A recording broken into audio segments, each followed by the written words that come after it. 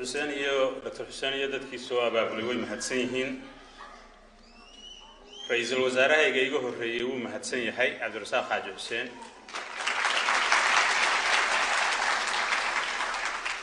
ilaahay khayr ha ku siiyo ilaahay cimrigana ku daayo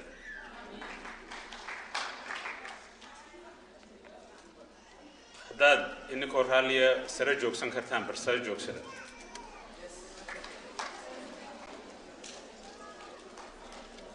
waan wada heesanaa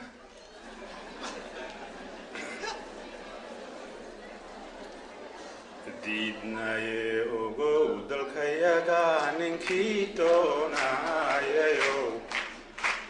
inuu dufsiya rabo anaku diidnaye ogow dalkayaga ninkii doonayo anaku diidnaye ogow dalkayaga ninkii doonayo inuu dufsado rabo anaku diidnaye ogow waad mahadsantihiin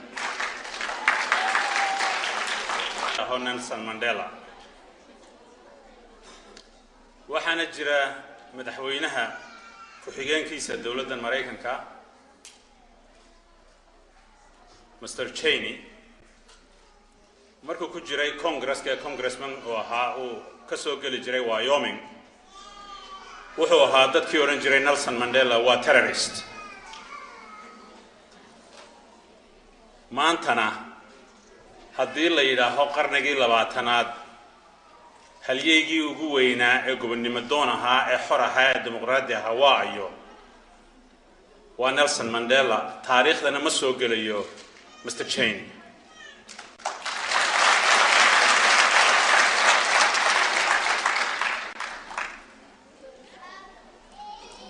marka gobonnimo doonkii ahaa shalay toole argagixisada lagu sheegayay ayaynu nahay maanta waxa jiray oday madhabtan nasiixiga la dhaho Catholic dagaalkii labaad markii Jarmalku